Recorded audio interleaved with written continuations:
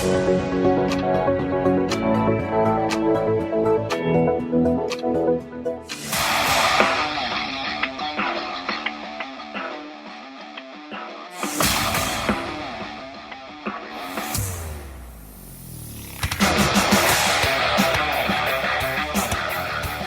word from our sponsor. Hi, this is Gail Rubenstein, the founder and CEO of Retail Resilient.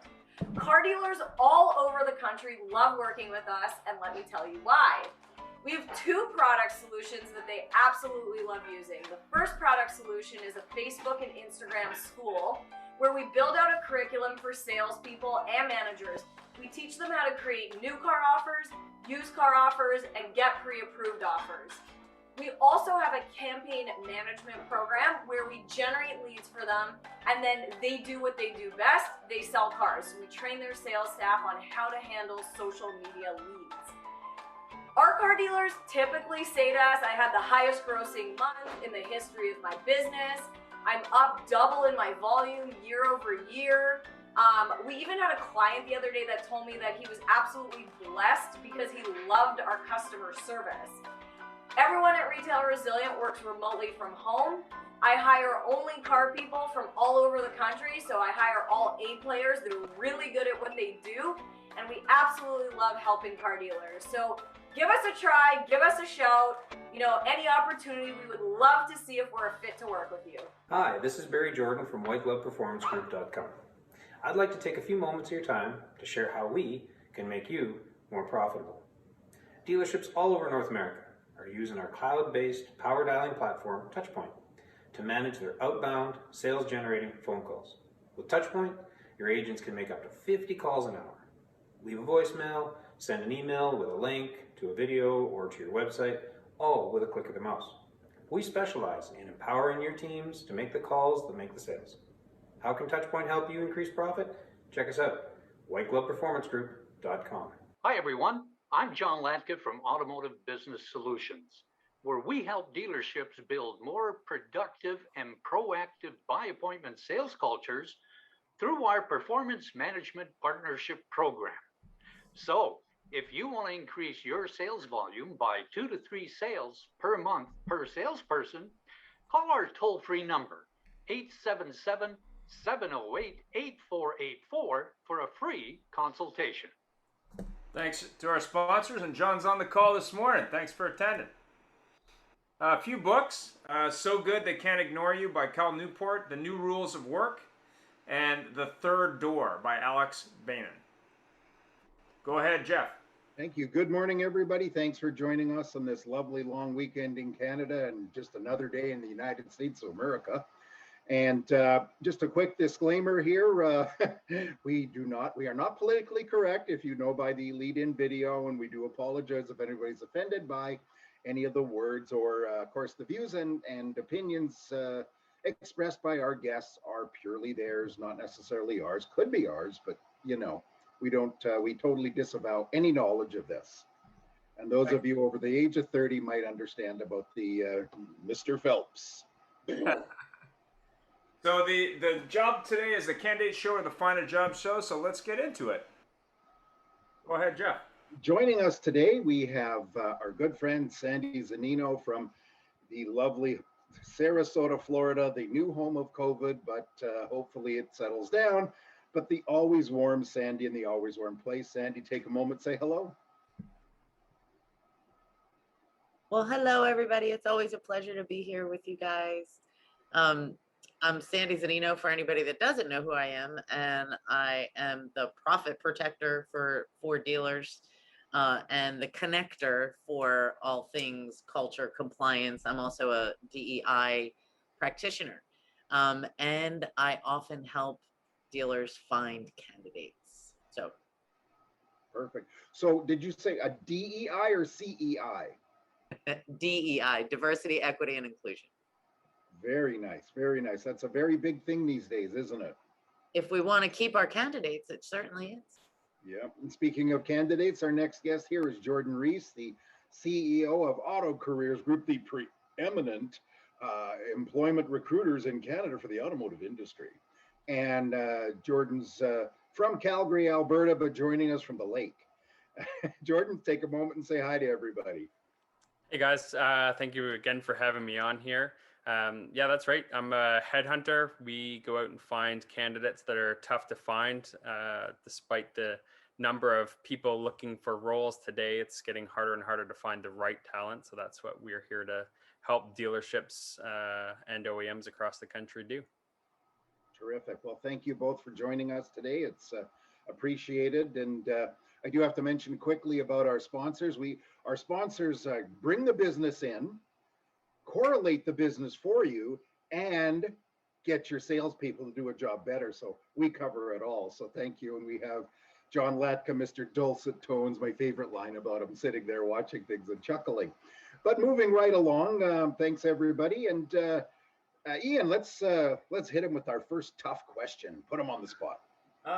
Is it just us, or does it seem like a lot of long-term and senior employees are out of work lately? Or is it just true? Is it just our imagination? I know there was a lot of stuff in the news about Dealer Socket last week, Sandy. I'm sure you saw it, as did Jordan. What is your opinion on this? Let's go with Sandy. Well, that's an interesting question, Ian, because I haven't really seen that a lot of high level, except for the dealer socket thing, which, like that was, I think a lot of people in our industry really pulled together, which was really awesome to see. So many putting other companies, getting together and putting their jobs out there for these people. But I haven't really seen a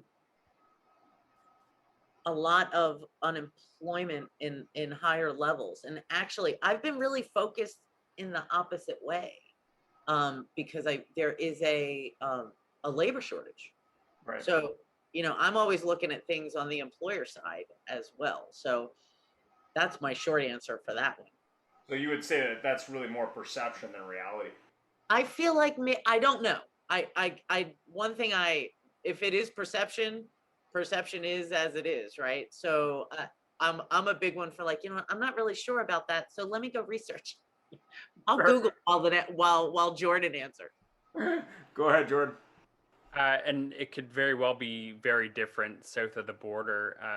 What I've seen in terms of some of the big moves here is more of alignment in terms of the income. Some incomes had really crept up, and I think some of the employers are taking the opportunity to scale that back a little bit, refocus.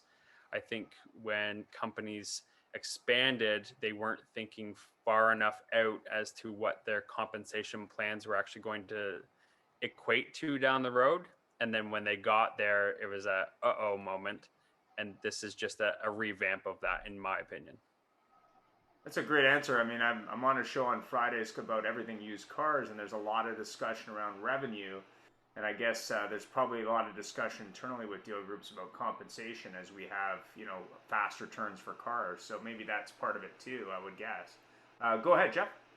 Yeah, well, something it's a very interesting point too. And, I think when we talk about senior people, it doesn't necessarily mean executive level or that sort of stuff. It's people who've been doing it for a long time, is what we have noticed seem to be out of work and can't get a job. And maybe it's somebody that's, isn't 28 and, fresh faced and that sort of stuff. But, and the reason that sort of hits a note is the fact that we are seeing that some of these people are out of work, but they're not accustomed to how to find a job. And actually, before I ask you guys this, Jordan mentioned something in our pre-discussion before we went live, that in some places they're getting a lot of applicants for jobs for people who are just trying to prove they're looking for a job, but really would rather stay in assistance. So what do you think of that, Jordan? I mean, you brought that up, so I'll hit you with that first. Well, unfortunately, it shows a lack of motivation on those individuals' parts if they're willing to stay at home on that assistance and just barely make it by and pay their bills. In my opinion, and this could come back, but it's a failure on the government's part to keep people and get them back to work and get the economy going at the moment. It seems like they want to keep them on that social assistance program. The longer, the better. Well, in Canada, Sandy, we all know we're going to have an election soon, but they haven't called it. It's unlike the States, where in the States you have your election on this day and you can't change it. And it's been written like that for years. In Canada, it's called, the popularity poll is high. Why don't we have an election? It cost another 60 million, $100 million just because, But it is very true that we see that down there. Sandy, what are you seeing? Because we know the new federal government's really building up on assistance. Are you seeing that with lower positions then? Well, there's been a lot of talk about that. However, every state here in the United States has the ability to do what they want, and a lot of states did phase out the federal aid for unemployment, right? So that kind of while I do believe that there are some people who were just making more money on unemployment, those are, there's still people who get paid $10 an hour, right? It's not, so, if they can do it, they're doing it. There's another side to this that some candidates have done while they've been on unemployment throughout the pandemic, and perhaps they've upskilled. Like, this is one of the things that I'm seeing. Candidates have, I know a few people who went back to school and got their degree, like finished their degree while they were home and on unemployment. Or took some other personal development classes, personal and professional development.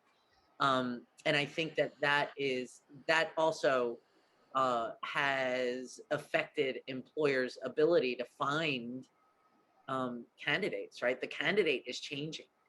I believe that's what I'm seeing. I'm seeing that they're changing. So, as far as directly to the federal unemployment, there were a lot of states that phased it out. I live in Florida. Florida phased it out a long time ago. Even some of the more liberal states phased it out. So it's not really an issue anymore.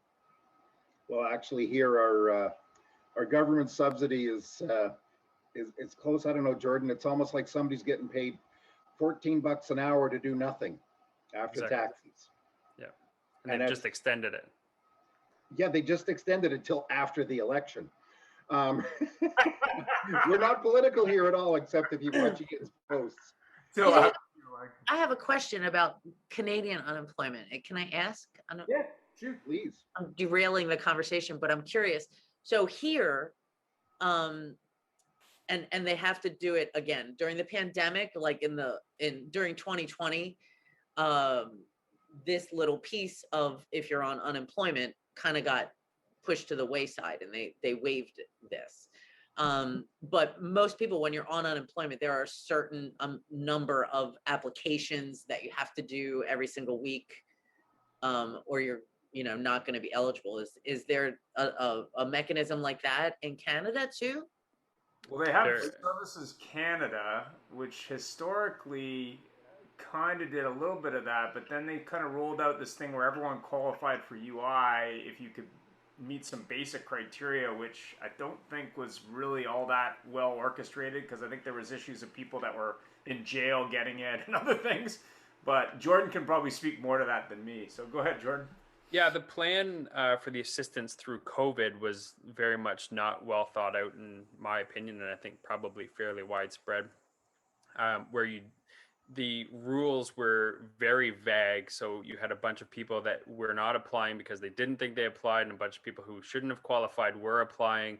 And then they say that they're going to go and claw that back, but then they're not actually going to claw it back. So it's been all over the place. And that's just communication and how well thought out it was. So it's been a little different than the typical unemployment situation, I would say. Because typically unemployment, you go through Services Canada, which is a government organization. So essentially you have to go to certain meetings, and you got to prove that you're doing stuff. And if you don't, they have like a phone system and an email system to do this.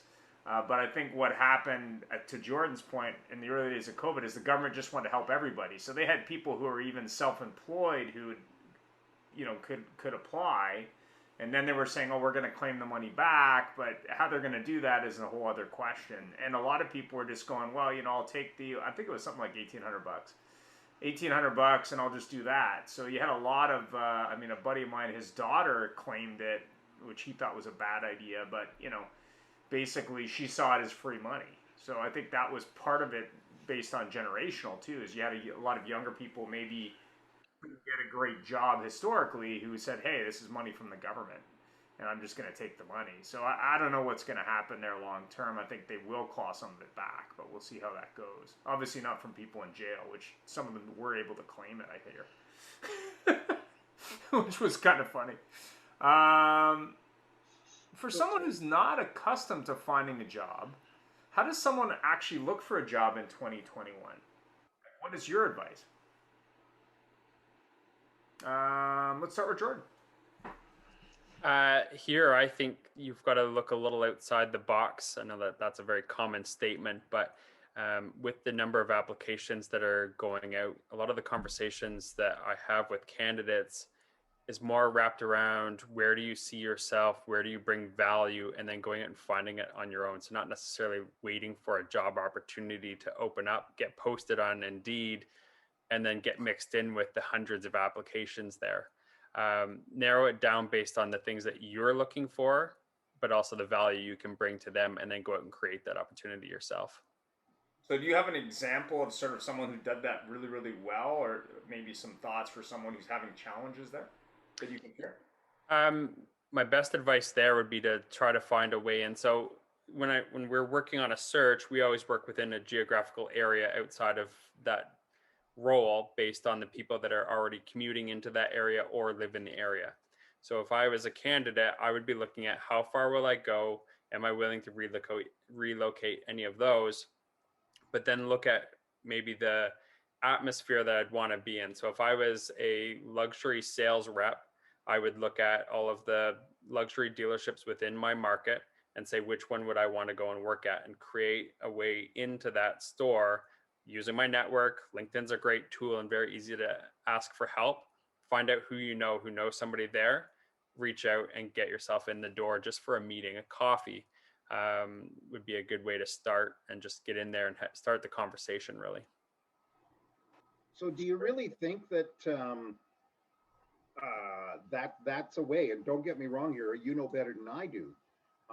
Many people I know have tried something like that, and they get not just send in a resume. Right.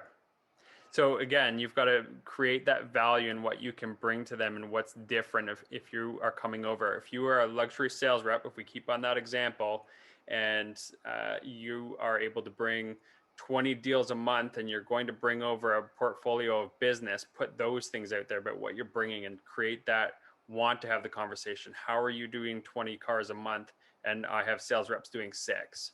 Those kinds of things, so that they at least want to know, and maybe they want to pull information from you, but then that's your opportunity to go and sell yourself. Well, I do have to say that if I had somebody walk in the door anywhere I worked and says, I can bring you 10 cars a month and here's how, I don't care if I need somebody, I'm hiring them. You'd be surprised. I say that's a great way. I have a client right now that turned down a 21 car guy because he's currently unemployed. Yeah. And it's funny, I had a group I was with, I had a VP of ops join, and he hated 20 car a month people, and he got rid of, out of 6 stores, he got rid of 3 20 car a month people because he hated them. He'd much rather have 6 10 car a month people. Wow. Sandy? New. Wow. Oh, so much. I'm still laughing at the turning your guy down or your girl down, Jordan, who are that candidate 20, sometimes I think employers, we can cut off their nose to spite their face sometimes, right? And Jordan was talking about LinkedIn, and not that long ago, a friend of mine, a controller friend of mine, said he might be looking, right? So the first thing I did is went to his LinkedIn. So that is definitely one of the things that I would suggest, right? Like, and if you need help figuring out what your LinkedIn looks like, make sure you have the cover page, make sure you've got a good tagline, make sure you're connecting with who you want to work for, right? Like make sure your LinkedIn connections. LinkedIn is like, for me, where it's at, you know, and especially when I'm recruiting, when I'm looking for candidates. And there's certain things that I look for, like I want to make sure it's almost like a resume right there in front of you, right? So you want to, as a candidate, you want to make it attractive, right? Like I want to see a nice LinkedIn page because it tells me a story, right? Tell your stories there, right on LinkedIn. With the saying, we always, you know, we hear the saying, right? Your network is your net worth. And I saw that in action, actually. A dear friend, just another story, another real true story. A dear friend of mine, which kind of goes back to your first question, Jeff. I don't know why I didn't think about this. She long-term trainer. She worked for a dealer group for 7 years. She was with JM&A prior to that for a lot of years. And her position was eliminated, right? And so this was right before Digital Dealer in Orlando. And so I said, you're coming with me. Let's go, right? So we went, I took her, you know, she got to meet, because she had not done that. That's one thing that she hadn't done, is expand her network with people she didn't already know in this industry. And she got like 3 job offers, like 3 days after Digital Dealer, right? So you can't minimize the value of networking, you know? So that's my answer for that one. Yeah, my advice on LinkedIn, and I've been on LinkedIn since the early days. You know, if you're looking for a job and you see one posted, or it's a group that you want to work with or work for, is really have a strategy. And the way I would look at it is as follows: number one, you should follow that company 100% of the time. Number two, I mean, there's no harm in building that network first. So building that network of people at that company through common connections, through reaching out to them, not initially looking for a job per se, but maybe initially saying, hey, is there something I can do to help you? I think the mistake a lot of people do on LinkedIn is they look at it as like, oh, this person's going to help me immediately. You need to really think about that over time, even if you're unemployed currently, but you need to build that network. But it's surprising how I've found over the years that if you start liking posts from that company after following them, that you'll get an in probably from their social media person, because you know they'll be appreciative of that. But you're also going to get visibility from the human resources department, because you have to remember about 30% of LinkedIn's revenue comes from recruiters. There's a product called LinkedIn Recruiter if you're not a recruiter, which I used before Sales Navigator, believe it or not, because Sales Navigator is a pretty new product. But recruiters probably spend as much time on LinkedIn as salespeople, so they're there all the time. So if you're looking to be visible and you're looking for opportunities that maybe aren't even posted yet, you need to really have a strategy there and work it all the time. But more importantly, you're probably going to have common connections if you've been on LinkedIn for a while to those people anyway. And building that network in automotive also could include just being parts of different automotive groups. There's a lot of different automotive groups, whether it be on Clubhouse or LinkedIn or elsewhere. But LinkedIn is a very good source for finding opportunities, but more importantly, exposing ones that maybe aren't even listed yet. So that's a good tip for me anyway. But go ahead, Jeff. So what's the best area of opportunity for people looking for a job in the car business today? So Jordan, we'll go back to you because Sandy just spoke. Sure. I mean, there's a tremendous amount of opportunity out there, in my opinion, to really start to show your skill set. One of the posts that I had made the other day was to, on your resume, start to promote yourself and your accomplishments rather than stating your roles and responsibilities. We all know what each individual does in each role, but what have you done and what's that going to bring to that next employer is really where I think people should focus to be able to take that and run with it. And is there a certain certain area of the business that's got more opportunities now than others? Is it service? Is it sales? Is it admin? I think we're still going to see a lot of movement on the lower end, absolutely. But in my opinion, September, we'll start to see even more shift in the senior level as they really start to figure out, coming out of all of the shortages and the lockdowns and everything else, we'll start to see that movement that's been pent up over the last 18 months. Yeah, that makes sense. And I guess a lot of people during COVID looked like superstars just by being at work. That has definitely happened.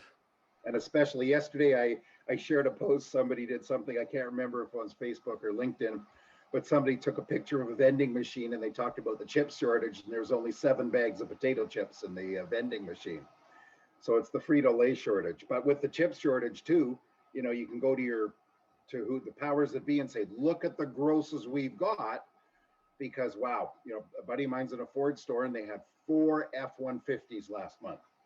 Right. And they got nearly 10 grand gross on each truck. And they all thought they were superstars. But there's only 4 sales guys now because there's no trucks. Yeah.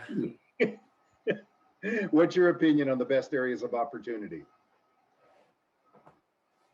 Me? Andy.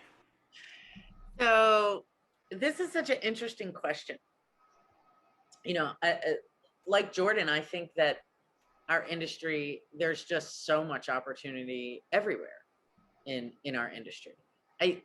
I hope that dealers are paying attention to the opportunities that candidates have who have worked retail and are moving over to the vendor side, right, in tech. I hope that dealers pay attention, are really paying attention to this, because the pay's better, usually the hours are better. I mean, like, there's you know, it worries me because we are always looking for technicians, right? We know that technicians, we know that that's a huge gap there, right? We've got, I don't know anybody that's not looking for techs. And the business is coming, you know, but we don't have the people to fill it. Sales, always looking for sales and F&I. You know, that's always important. And it's those people who are sometimes moving over to tech. So for that, I think that there is, I mean, every area there's opportunity. I think an interesting thing that I see happening is that there's more focus at a lot of dealers that I see on human resources, which makes my little heart happy, right? That there's some profit protection going on there. So there's opportunity there too. So profit protection on HR. Could you explain that a little bit? What you well, mean by that? That's what I view what I do. Part of what I do is help dealers protect profits through compliance, right? And through HR knowledge. And the reason that I do that is because way a long time ago, over 20 years ago, there was a defining moment in that kind of made me do what I decided to do. When I saw that if I had a little bit of knowledge, the dealer I was working for had a loss of profit there was 0 bad intent, right? There was one little piece of information that this dealer did not know, and it caused later down the road, a wage and hour suit that they lost. Right. And when that happened, I was horrified. And I thought, okay, that's never happening while I'm around again, because all it was this little piece of knowledge. Right. So that's what I mean by protecting profits. When I see lawsuits, when I see dealers lose, hundreds of thousands of dollars, almost every time. I want to say every time, but maybe somebody will find a time where it couldn't have been prevented. But I feel like they could have been prevented through training, through knowledge. Somebody did something stupid that they shouldn't have done, that they should have known about, right? Like it hurts my heart the hard part about our industry is that the dealer they can have that pain point, and then the next month they can have a great month and they forget all about that. Like kind of like the alcoholic who stops drinking a couple of days and feels better. Well, it's very funny because you mentioned that, because I find so many times the good dealers, if there's a problem with the person, they resolve it, and they resolve it quickly so it doesn't grow. And it's not just money, it's bad feeling, it's wasted time and everything else. And then there's others that go, oh, I'll just da da da da da da, that's it. And there was a defining moment here in British Columbia. I can't remember if it was about 10 or 12 years ago. A good large dealer fired a salesman. I'm not going to use the term let him go. They fired him. And the guy was a tenured person. He had to be 20 years at least. And he was unhappy the way he was treated. And they were all full of themselves because how can he, blah, blah, blah. So he took him to court. They wouldn't settle. They wouldn't everything else. And they went to court, and he presented a binder this big of his hours. And we all know salespeople put in a lot of hours. And the judge found in his favor to the tune of $35,000 or $40,000 in overtime, plus costs. Plus, he dragged the CEO in. He dragged the general managers, past and present, salespeople, and literally it was a five-day trial. And it probably cost the dealer a ton of goodwill, more than any amount of money. And ever since then, dealers here now make salespeople fill out a time card. So it's very interesting. Okay, everybody should fill out a time card or clock in and out. I don't care what your position is. That's my little HR tip for the day. Punch in and out. Even if you're F&I, you're on. Everybody should punch in and out. And Jeff, that story is a common story, and I'm sure that the legal fees for a 5-day trial was more than the settlement. Way more.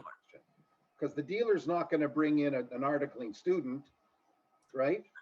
They're going to bring in their lawyer, which is $500, $1,000 an hour, and their HR expert, blah blah blah blah blah. So, Jordan, what's your opinion on that general thing we just talked about?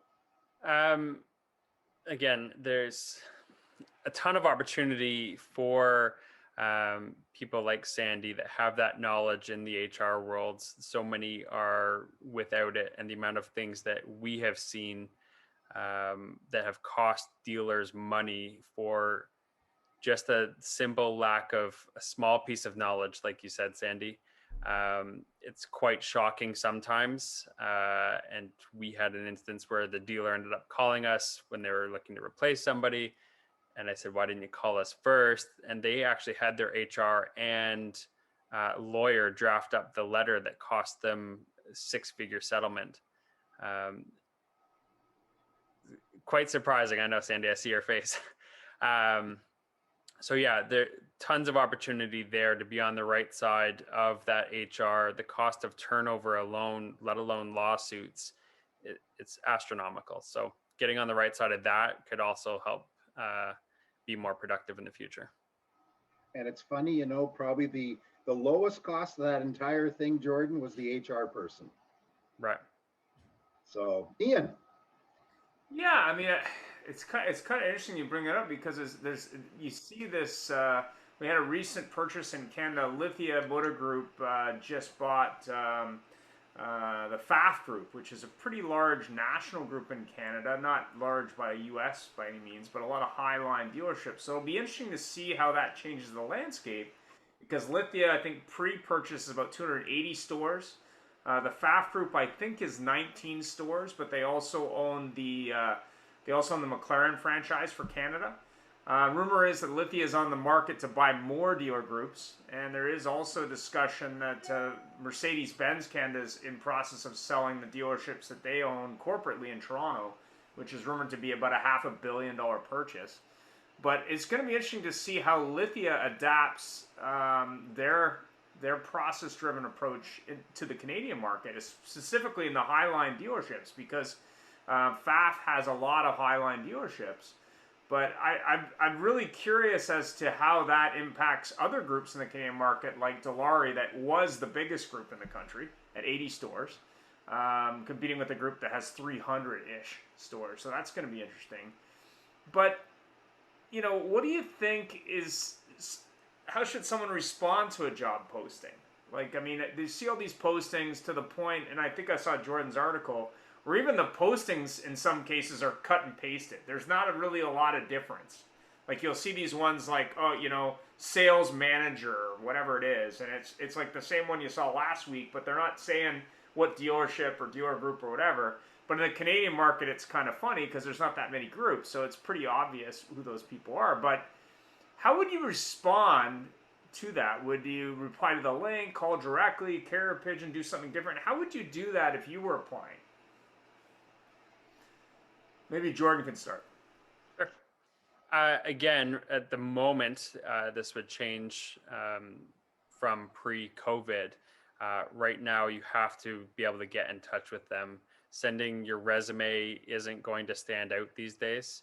And now with things opening up, if you can get in that door even and start the conversation, a phone call, LinkedIn, those are going to be more effective methods than simply blindly sending your resume over there to get buried in the hundreds and hundreds of resumes that they are receiving at the moment. And this can be very different in the US. I am speaking solely of the Canadian market at the moment.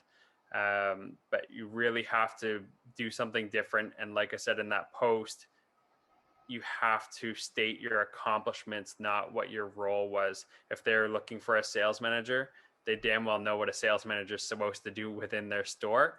What skills and assets are you going to bring to them to take them to the next level? That's what they're interested in, and that's what you should be putting on your resume. I got a question. Yeah. Go ahead. Yeah. All right. So most recently, I was doing a little research, and I found that when it comes to HR, a bad hire can cost an average of $15,000, and losing a good employee can cost an average of $30,000. Is that within the realm of the automotive industry, or would that be even higher? Sandy? Well, I think it depends on what especially in auto, it depends on what Depends on position, the role. right? So at technicians, I mean, I think an empty bay costs a dealer, I don't know, more than $10,000 a day, right? Like, so you have to, there's a lot of different ways to look at those Sure. numbers. You know, I'm more simple in how I come up with numbers. I look at cost to hire, like actual hard costs, because sometimes it's not so astronomical. I mean, you can look at all the studies and you'll find, you know, the average dealer turnover costs them $1.2 million. They got to sell, you know, 100 cars a month extra to pay for their turnover. And sometimes I think that while those numbers could probably be defended, sometimes I think that those numbers are so big that dealers go, oh my God, I can't, it's too big. You know, it's too much. It's overwhelming. So they just keep doing the same thing that they've always done, which is the definition of insanity, right? So Right. I always look at the cost to hire. What are you spending on recruiters? What are you spending for Indeed? What's the average? How many people are interviewing each candidate? You know, and what's the average hours? And I do a little workshop with that. And I've done that in dealerships, and the managers figure it out, hard numbers that they've spent. I'm like, what would you do with that $80,000 that you like? Could you think of something else to do with it? You know, so I don't know if that answered the question exactly, John, but it's definitely an interesting topic. Turnover costs a lot. Yeah, yeah, and so do bad hires. Bad hires could really, we could do a whole show on how ill prepared most automotive managers are to interview, which is why they need people like Jordan to actually do some behavioral interviewing and find out, dig a little deeper.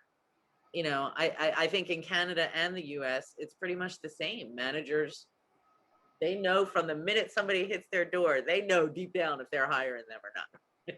They've made their decision. And I've been doing this for longer than I want to say anymore, and it hasn't changed. No, I agree with you. The other question I have is, of course, the biggest challenge apparently that recruiters have or businesses have is retention, and the other one is recruitment. So I guess where we're missing the boat is the business of having in place those things that are going to help us retain the people that we hire. Right. And I'll take that one, Sandy, first, if you're okay with that. Retention is huge, and it all goes back to that same turnover cost and having bad hires. I think what some have failed to do is really, we know what the roles are, but each dealer may have different expectations. And we are speaking of dealers here, but those expectations are never, or often not, clearly communicated with the people that are coming in. So how do you know as a sales manager you're doing a good job or headed in the right direction if you don't have that? So if the expectation is, Sandy, as you said, $1.2 million, you need to sell an extra 100 cars a month, the sales manager needs to know those numbers to get where they're going and have that clear path. And so that's the roles, responsibilities, and results. And again, I made a post about that not too long ago, that if we have, it's a simple one-page document that could easily clear that up, then your sales manager knows what they need to do. They can communicate that to the sales staff so that, hey, we need to push out an extra 100 cars. How are we going to do that? Here's the clear path. Let's go get it. Well, I hope we answered your question, John.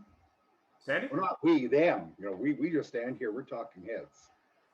Yeah, this is John. I'd like to jump in actually with this one too. Jump away. Jordan, I totally agree with everything that you said, and clear, particularly when you're talking about candidates, right? Like, I talk a lot about the employee value proposition. And like, what is the proposition for candidates? Because you can get somebody in, it's the keeping them, right? That's it's right. them. How do your, and anymore these days, most dealers, if you go to their website, somewhere you're going to find these are our core values, right? Like, how do they show up on a daily basis in your store? There's so much that has to do, that goes into the retention story. Absolutely. I think, and it starts with culture, and also, I mentioned earlier that I'm a diversity, equity, and inclusion practitioner. The sense of belonging that employees feel when they come to work for you is the reason that they're going to stay. Right. So we've been talking, our industry as a whole, I'm sure it's the same in Canada as it is here, right? It's got to be. We've been talking about high turnover numbers for as long as we've been around. Yeah. We've been talking about it and talking about it. And instead of putting a Band-Aid on it, and I think that this is really important for the survival and our industry to thrive, right? Is really digging down deep and getting to the bottom of that, and for each employer to look at their value. Why? Just like, I think that to answer one of the other questions, right? Like, I think that candidates, like Jordan was saying, talk about your skills, talk about, I feel like a why me document, right? Like, candidates can make instead of a regular resume, like, why should you hire me? And this is why you should hire me, because I'm great at this and this and this and this and this. Employers and dealers need to do the same thing. Why should you come and work for us? Right. Why do you want to come and stay for us? What's the differentiator? And really live that stuff. And then we can talk about onboarding. Right. Well, what onboarding? There's a great article that I posted this morning. I read it. It's on Netflix, and their process. And one of the things that was very interesting from reading the article, and I posted it this morning, so you can definitely check out. If you need the link, let me know. Was they talked about how if you're not the best at what you do, we're going to replace you. And I thought that was kind of interesting, just from a strictly a cultural point of view of the company. But it's a really interesting article because it also talks about feedback, which I think is something that we don't do well in a lot of industries, including automotive. But also just setting that standard, which actually threw me back to what Jim Pattison did 20 years ago, where he actually, fired the worst performer, not because it was good or bad, but because the industry just wasn't for them. That was his point of view. And it was kind of interesting that Netflix has this kind of planned obsolescence viewpoint. But at that's least not new. Know where they're at, right? Right. PricewaterhouseCoopers is the same thing. If you're not promoted within 3 years, you're out. Yeah. Well, can you imagine somebody looking for a job and they look at this ad and they go, oh, that's an interesting company. Oh, wait a minute. We're going to fire you. That's what I read from that. And if you're not the best we're hiring, you're gone. Well, read the article because it's very interesting in why. The why behind it is very interesting. But go ahead, Sandy. And well, you have to, I mean, we might think, or you might think that, Jeff, but you have to look at the success of those companies. PricewaterhouseCooper has both companies. It's funny, Jordan, that you mentioned that one, because both companies have amazing DEI programming. Right. Both of them, right? And they have high retention. They may say that they expect a lot. You know what you're getting into going in. Yeah, it's clear at the front. Right. That's very true. However, when the ad says that, Well, in my opinion, that keeps good people away. It's not part of the ad, though. It's part of the presentation they give you when you go in for a job interview, or whether you're hired or onboarding or whatever. But the article is really interesting because it combined that with radical candor, which I think is one of the better processes out there, but also really at least telling you what the expectations were. I think where we fail a lot in every industry is you go and work for someone and you don't know what the expectations are. And they pointed out that in the article where they said, well, you'd think employers want to make it a safe place to work. And that sort of goes against that. But the reality is what they're doing is setting that expectation that they only want the A players. They don't want the people that aren't willing to put in the work or aren't the best at what they do. And to me, that basically just says they have a really high standard, which actually probably attracts more employees than it pushes away. The other thing that probably attracts employees is that I am sure that both of those companies, PricewaterhouseCooper and Netflix, clearly lay out how they're going to help the new candidate who they've hired for the job that they're qualified for, right? Because they're going to hire who they think is the best for that job. So you're going to keep your job, but then you're going to move up, and we're going to help you get there because we're going to give you training. We're going to give you all the tools you need to meet our expectations. Like I have a question for you both, and Jordan, I'll get you to answer this then.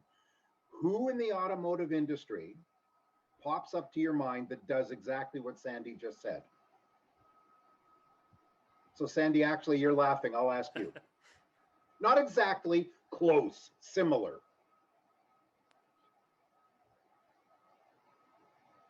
The Walser Automotive Group. Who? Walser. Yeah. Yep. Walser's got a good, like they're very forward thinking and progressive in their talent acquisition process and what they do for their employees. What about Hendrick Automotive? I mean, they have very process-driven approaches.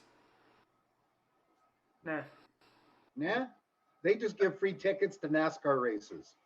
No, I just don't have personal experience with them, so I don't know. I would say they're very process-driven, and they're very driven on getting the best and making sure that the process is there. So I would recommend Hendrick in the U.S. market for that. Jordan, your opinion in Canada? Who expresses that and helps people? I think that when we were speaking about opportunity, that's probably a major one there. I don't think I wouldn't name anybody as being the best in the country with it, especially at the large scale groups. It seems here we are much more independent. We see a lot coming out of the US where it's very group focused, where north of the border here, we're very individual. Each franchise dealer is doing their own thing, and that's right through to the Dilawri group. Each store's left to their own device to do their own onboarding and everything. There's no real overall corporate culture that flows down through the dealerships. You know, it's Yeah, a, even it's a with very like good Auto point. Canada and stuff, you wouldn't say they have that viewpoint? I would say that I would put them at the higher end of the scale, but I still wouldn't name them as having it nailed down yet as the groups in the US do. Boy, do we put you on the spot. And they're a client. I hope that they don't see this. He doesn't watch us. He doesn't. No, I'm just kidding. I'll send it directly to Paul Anthony right away. He can trickle down. You know, it is very funny because Sandy, and we're running out of time, but you mentioned something too that I love. And you ask any manager in any car dealership, and they will say, very few of them will say, yeah, I don't know how to hire people. I'm not really good at it. They'll all say, yeah, I can tell you a winner the moment I see him. Yeah, right. I'll never forget how many times I sat in my desk and, you know, they came up, I was hiring somebody, and I looked out the window and I go, nope, they ain't going to make it, or yep, they're going to make it. And you end up hiring them or not hiring them based on that decision. And definitely hiring processes. And Sandy, you actually mentioned something else, not meaning to derail that comment, onboarding. And, you know, I worked for a group where the rule was the GMs onboarded every employee. They spent between 2 and 4 hours the morning of their first day going through everything, making sure the forms are filled out. Was terrific, except for one thing. There was only one GM doing that on every hire.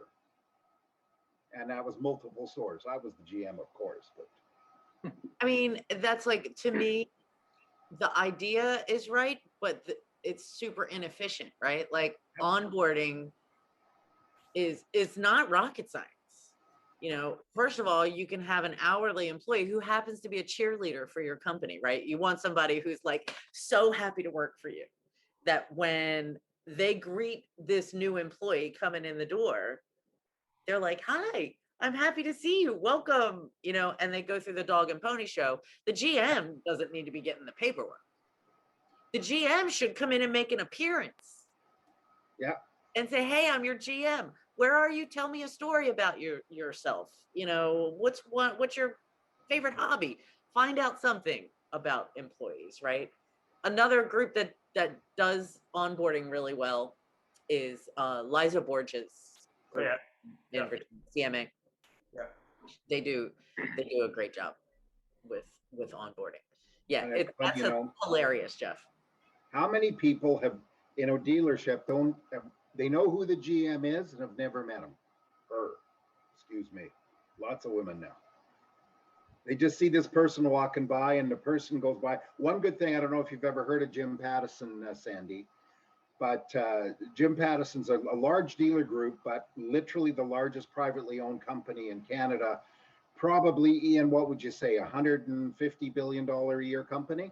Well, he has multiple businesses, so he employs roughly, I think, 40,000 people. He owns companies in Canada and the U.S. Started out selling used cars in high school, I believe, and he's in his 90s now. But a legend. He's a multi-billionaire, but he's a legend in multiple businesses. But the thing that's interesting about Jimmy is when he first got into the car business, they said you wouldn't be successful at it. You shouldn't do this.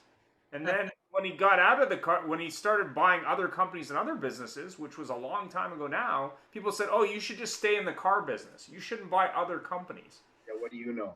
And now he's in food. He's in advertising. He's in, I think he owns Ripley's, believe it or not. He's in distribution. He does all kinds of different things. But more importantly, I think what's really interesting about Jimmy is he's not a big man unless he stands on his wallet, from what one of his employees once said to me. But he really looks at the numbers probably better than anyone. But he's built a brand based on what he actually wanted to do from a very young age. And I think he's originally from Saskatchewan or Manitoba. But he's an interesting guy because he's still interested in his 90s in business, in multiple businesses, not just the car business. It's just he started in the car business because that was his passion. And Here's the number one thing about him, though. The number one thing, because HR is not really where he's legendary, but he walks into any location, and to this day, he knows 30% of his people by name. Sandy, your cat is attacking you. She's just coming to have some, she wants to hear what we're all talking about. Yeah. And But that is amazing. And he walks into a store, he walks into a plant, he walks into anywhere, he talks to everybody, and he tells them, when they say Mr. Pattison, he says Jimmy. And that's very impressive. We're running out of time, everybody. Final comments from our guests. Thank you so much for joining us. As you know, we try to keep it to an hour. Jordan, as we know, today is a day off for you. And mind you, you're probably on holiday, so who cares? Every day's a day off. But final comments, Sandy, seeing as how your cat's keeping you on the screen. No, just happy to be here with you all, as always. Fun time. Jordan, it was great to get to know you a little bit. Same to you, Sandy. We appreciate you joining us so much. Jordan. Yeah, no, I'm just really happy where the conversations are heading. I think COVID pushed us into that a little bit to focus on the human capital side of everything. And it's really nice to have the conversations in that realm. Terrific. Thank you again, Ian. I'll leave it the rest to you. Thanks very much. Thanks for all the help there, and definitely check out the new career page on our website. We'll be building that out to help people find jobs, and of course, love to have a list from both of you of the best groups from a culture point of view to add when you have some time. I saw a finger here from John. Well, it was really a hand. Go ahead, John. What's interesting is that the podcast I did this morning is about HR, from recruiting to retention. Wow, great. And all this was very interesting. Good. So where do we find your podcast, John? What's it called? It's called Power Past the Competition. Perfect. I think you picked it because of the peas. That's right. You can't pop your peas with a microphone. Have yourself a great week. Thanks very much. Thank you, everybody. Take care. Enjoy. Thank you. Bye-bye.